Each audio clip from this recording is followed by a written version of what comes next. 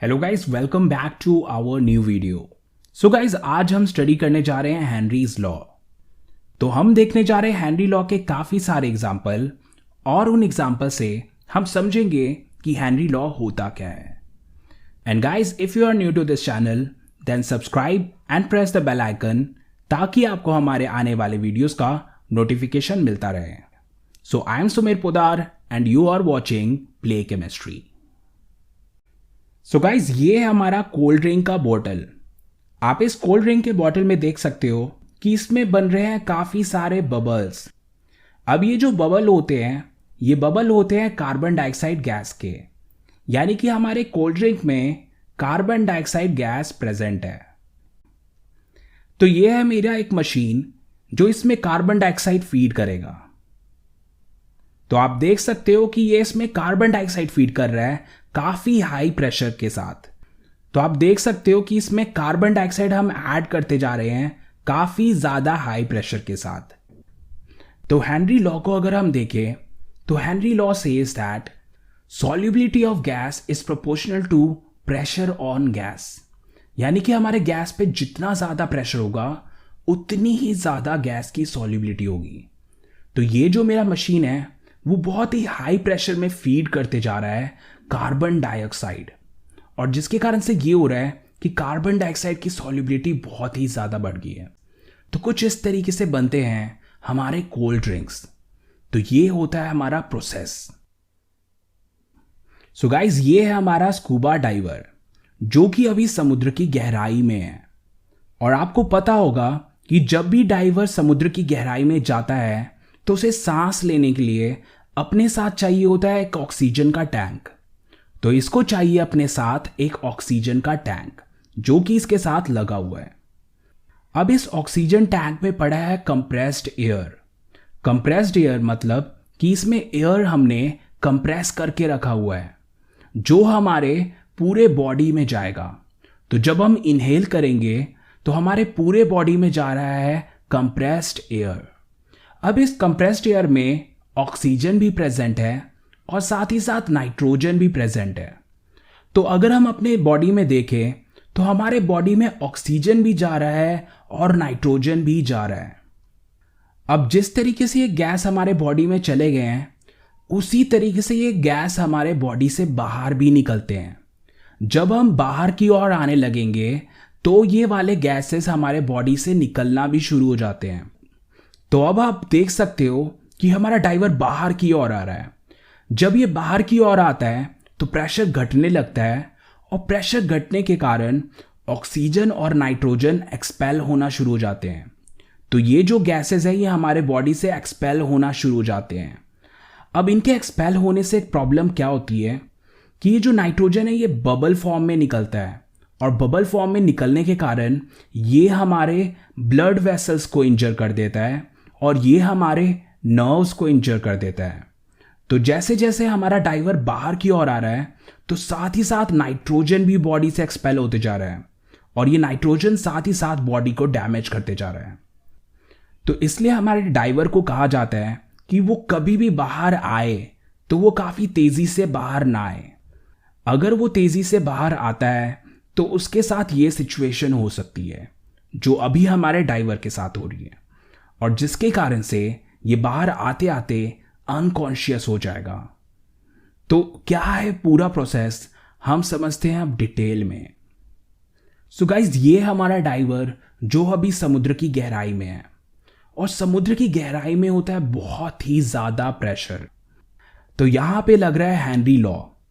Henry law says that solubility of gas is proportional to pressure. तो समुद्र की गहराई में बहुत ही ज़्यादा प्रेशर, जिसके कारण से ऑक्सीजन और नाइट्रोजन बहुत ही अच्छी तरीके से हमारे बॉडी में चले गए हैं। ऑक्सीजन जो चला गया है वो तो हमें चाहिए, पर ये जो नाइट्रोजन है दैट कैन बी डेंजरस। तो ये नाइट्रोजन हमारे लिए डेंजरस हो सकता है जब हमारा डाइवर बाहर की ओर आएगा। तो ये हमारा डाइवर अब ऊपर की ओर जा रहा है। तो अब ये हमारा डाइवर ऊपर की तरफ जा रहा है, और आप देख सकते हो कि ये काफ़ी तेज़ तेज़ ऊपर की ओर जा रहा है।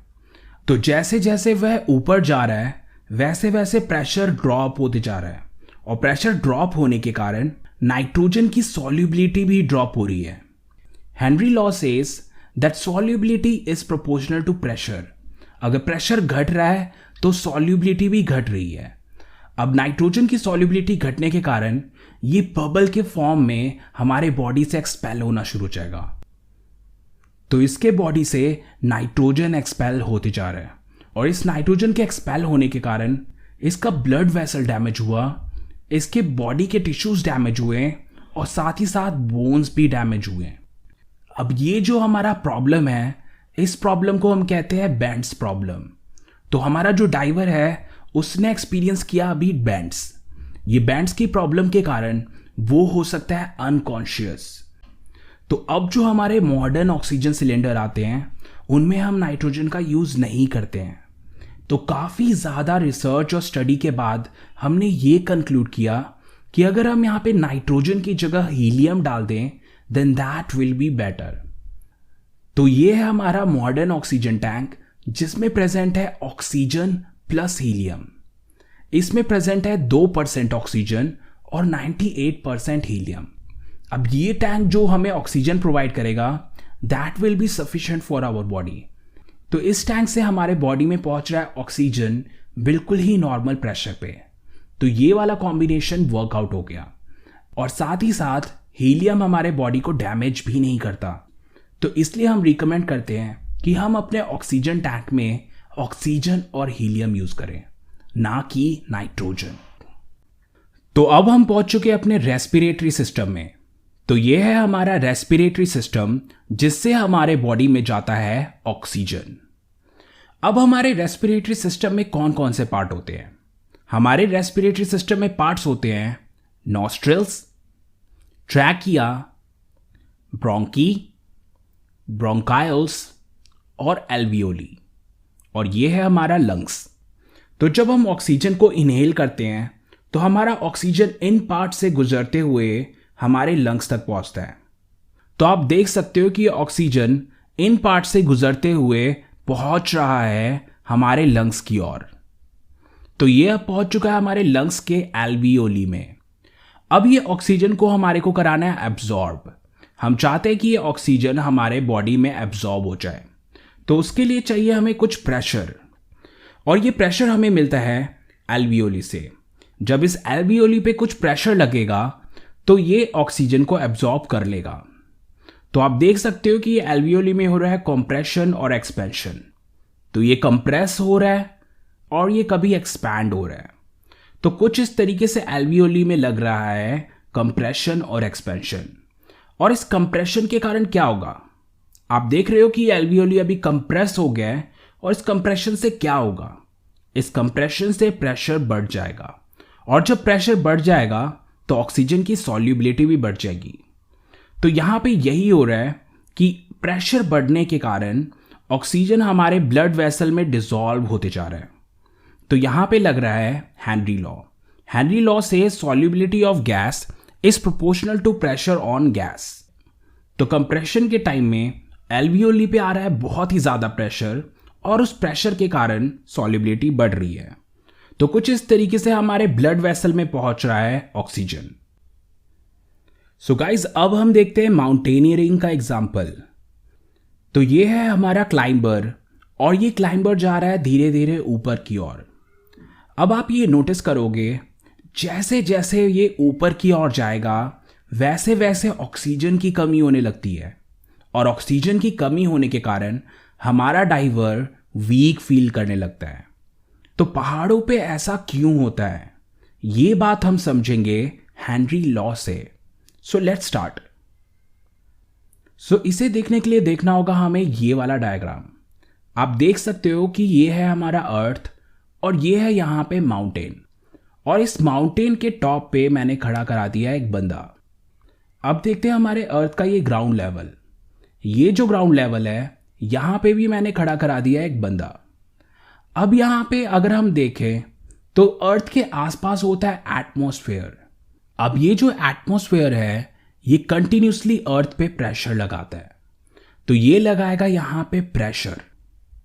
तो हमारे क्लाइंबर पे लग रहा है इतना ज्यादा प्रेशर, और हमारे ग्राउंड वाले बंदे पे लग रहा है इतना ज्यादा प्रेशर। तो अब हम अपने ग्राउंड वाले बंदे को देखते हैं।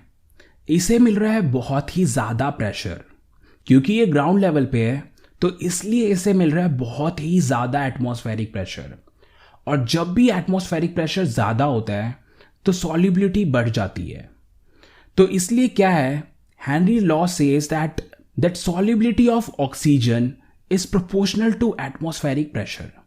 यानी कि जितना ज़्यादा एटमॉस्फेरिक प्रेशर होगा उतना ही ज़्यादा ऑक्सीजन की सॉल्युबिलिटी बढ़ जाती है। तो हमारा जो ग्राउंड लेवल पे बंदा खड़ा है उसे मिल रहा है भरपूर मात्रा में oxygen according to Henry's law. तो इसलिए जो ग्राउंड लेवल पे बंदा है वो फील कर रहा है फिट एंड फाइन, वो बिल्कुल ही फिट एंड फाइन है। अब देखते हैं हम अपने माउंटेन लेवल पे। तो ये जो माउंटेन लेवल पे है यहां पे लग रहा है थोड़ा कम एटमॉस्फेरिक प्रेशर। और प्रेशर कम होने से क्या होगा, प्रेशर कम होने से ऑक्सीजन की सॉल्युबिलिटी ड्रॉप हो जाएगी। और ऑक्सीजन की सॉल्युबिलिटी ड्रॉप हो जाएगी तो इसके कारण से हमारे क्लाइंबर को ऑक्सीजन कम मिलेगा। तो हमारे माउंटेन लेवल पे हो रहा है ऑक्सीजन की कमी, और इस ऑक्सीजन की कमी के कारण वो फील करेगा डिजी और वीक। वो काफ़ी डिजी और काफ़ी वीक हो जाएगा, और ज़्यादा सीवियर सिचुएशन होने के कारण वो अनकॉन्शियस भी हो सकता है। तो माउंटेन लेवल पे मिल रहा है बॉडी को कम ऑक्सीजन, और इस सिचुएशन को हम कहते हैं anoxia. Anoxia means deficiency of oxygen in body. तो यहां पे भी हमारा लग रहा है हेनरीज लॉ। सो गाइज, ये था हमारा वीडियो हेनरीज लॉ पे। I hope you like this video. If you like this video then like, share and subscribe